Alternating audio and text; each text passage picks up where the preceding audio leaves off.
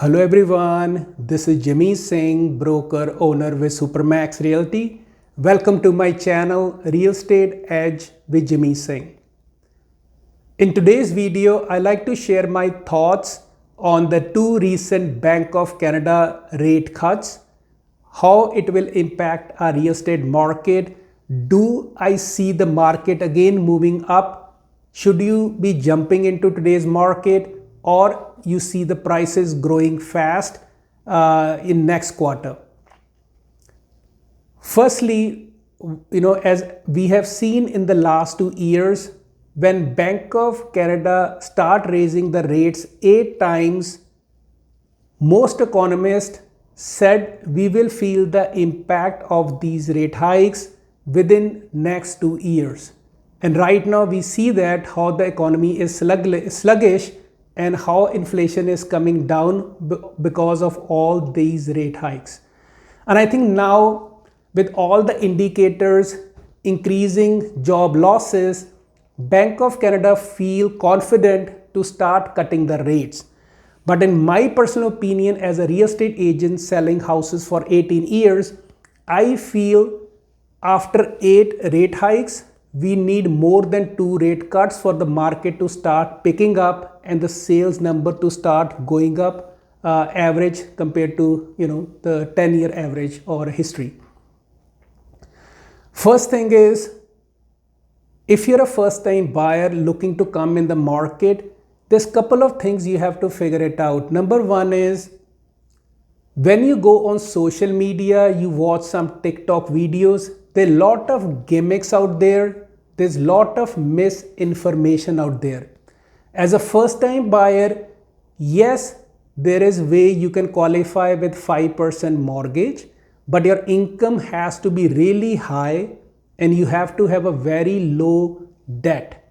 I see some videos on the some different channels where agents are promoting buy this house book this house 5% down, or buy this house 5% down, but they are giving you half information. What they are not sharing with you is at the closing your lender might ask you for 10 to 20% down. So the deal you made with the builder is 5% down, yes, but at the closing, that house or condo you're buying in Calgary, you might need to bring 10 to 20% down. So be very mindful, ask these questions, and always take the document for pre-construction for your lawyer to review and your bank so you know what you're doing. Second thing is, will this 2 rate cuts making life easier or housing affordable? So I was having a conversation with a couple of bankers last week, and they are telling me because banks are perceiving risk in the market because of the how the house pricing is dwindling in last year and 18 months. So they are making new rules and regulations and restrictions so you can qualify for less loan. And one of the person was telling me on October the 11th, 2024, they are bringing more compliance and scrutiny for all the people with the 10,000 or more transfer in the bank. So if mortgage broker sees something fishy, he has to comply with the new FinTrack rule and report that cash in the transaction. So that rule is coming October the 11th, 2024. And in some of the videos, I also talk about a big push by some of industry leaders who want to tag one's income to CRA website, so people can see how much they declare their income in last year or last 2 years. So that way it can stop some kind of mortgage fraud. So that is still in process. Who knows what's going to happen? So that is also in pipeline. So be very mindful about that. So another thing is, sometime people say we have 10% down, you can borrow private mortgage for extra funds so you can qualify your house. Yes, when the rates were low, sometime it made sense, but now some lenders, they are being very thorough. So what they do is, if you borrow money from somebody as a down payment, they will try to do your title search 15 days after closing. And if they find that you borrowed money and it is not the money coming from your own savings, typically banks require 3 to 6 months of bank statements, they can take your case and recall your mortgage and send it to their fraud department. So I'm not trying to scare you, I'm just saying this is the reality. I can see it because when lenders feel there's risk for lending, they will always try to save and protect themselves. That's how the market goes. We are in the tightening cycle. Another thing is, if you want to buy a house, sit with your family, see how solid you are in your job, how much savings you have in the bank after the down payment, because generic advice I see in the social media after the 2 rate is jump into a real estate, is going to go to the moon. If you don't enter in market right now, in 6 months you can't touch anything. Friends, my opinion is market is not going anywhere in 6 months. So you can take a breath, take some time. My overall opinion, I'm very bullish, and I see instead of 2024 and 2025, yes, market will start slowly treading or picking up, but I see before 2026 is very unlikely because I don't see any indicators that show economy is firing all cylinders. So apart from down payments, the other challenge is lot of first time buyers, they have anxiety in regards to their finances and the job market. And if you want to jump into a bigger market like Toronto or GTA, it's a smart idea. You save 20% and then buy that property. In small cities, you can get away with 10 to 15% down.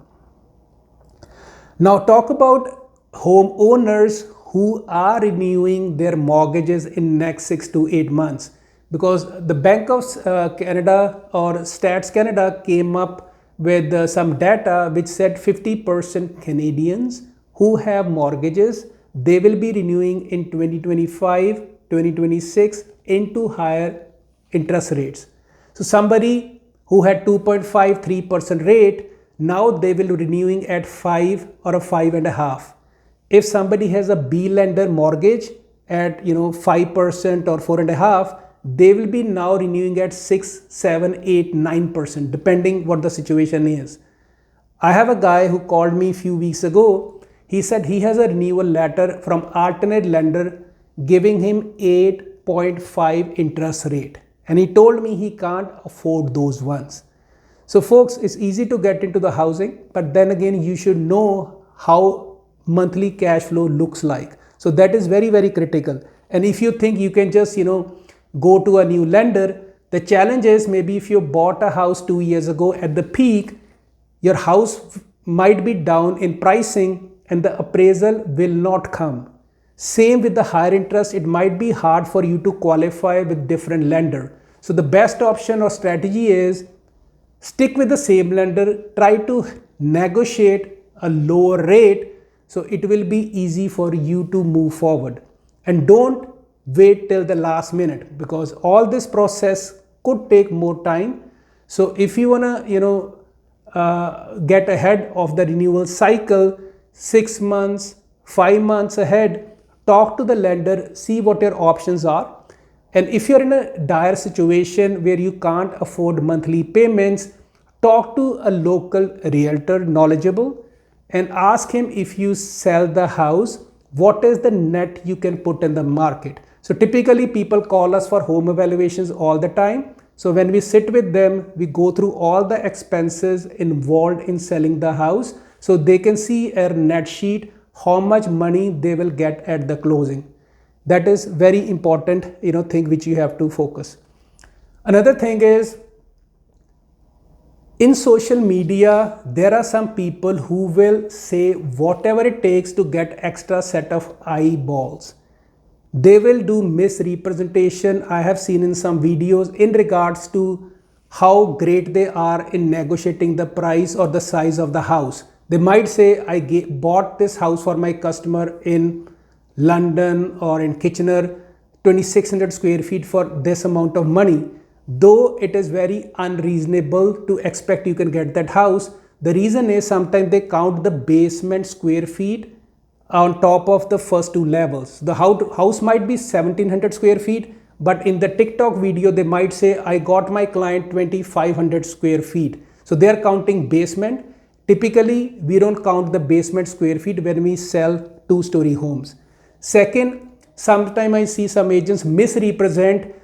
This is a great listing, basement is rental. Just, you can buy this for $500,000 or 600,000 and your rent can cover it.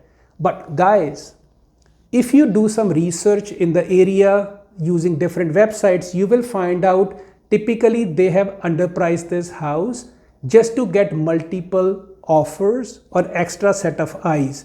So they will just lure you to call them so you can say, okay, that's a good deal, let me get into it. But then their intention is they will say, okay, sign this paper, but my seller wants 650.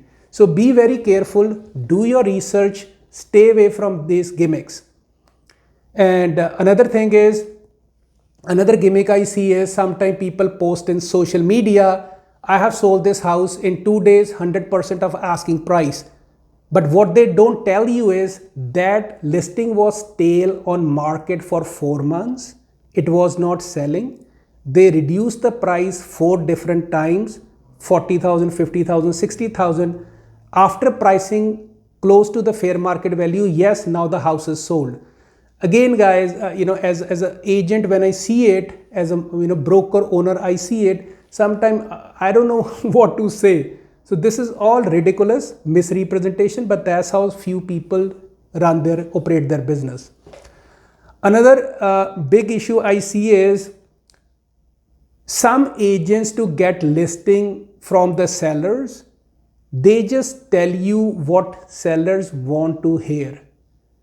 Recently, a couple of weeks ago, somebody called me for a home evaluation, and I tell them their house maximum is worth between 780 or 980 to 990. That is the fair market value. And they get agitated. They said there's 2 other agents. One person is saying 1.2 million, one person is saying 1.1 million. I have no idea how they came up with those numbers. What those agents did is they look at the neighborhood active listings which were on the market more than 60 days asking those kind of price. But they forget to do search on 30 days sales, how much actually people paid for it. So that is a challenge. Like if you hire an agent who's not local and they all go to like 2 hours away to get a listing, and they hope and pray just by putting a sign and slapping listing on MLS, they can sell it, or other agent can come help sell it. They buy your listing. They know in their heart that this listing is overpriced, but what they will do is they will beat the seller every week that you are overpriced, let's reduce the price, let's reduce the price. So guys, if somebody is so confident and their numbers are off as compared to other realtors, you really have to ask the question, why this guy is telling me 100,000 more than the other realtor? Ask him, would you sign on a piece of paper, this is the price you can sell my house for? Or would you cancel my listing if I don't get this price? So ask these tough questions, see what the response is. Because if people ask me, would I take overpriced listing? Most of the time I said, sorry, I can't help you, I can't take this job because I don't want to overpromise them which I can't deliver. There are situations in my career where sometimes people expectations are a little high. I tell them exact fair market value, took the overpriced listing with the expectation in next 2-3 weeks, they will adjust the price. That's how market goes. So always be mindful of that. And especially in today's market where there's surplus of inventory in most cities and buyers market, it is very critical to have proper pricing on the day one to have the fair chance of selling. Lastly, if you feel your listing is not moving after 30 days, 60 days, and the strategy implied by the agent is not getting any results, instead you're wasting your time on the market, just take your listing off. Maybe in fall market, we have couple of more rate cuts. You can relist and hope for the best results. Unless you are in a financial situation where you have to sell, then you sit with their agent and discuss different options, option A, option B, worst case scenario, because that is the market we are dealing with currently. So all in all, guys, my opinion about 2 rate cuts, market going up to the moon, I don't personally think so. If 8 rate cuts and 2 years brought us to this economic situation, I personally feel it will take again 5 to 6 rate cuts for us to again start, treading up. So my gut feeling, 2026 would be a really good year. 2025 we will start getting some tailwinds with different rate cuts, and people will steadily start coming to the market to buy good deals.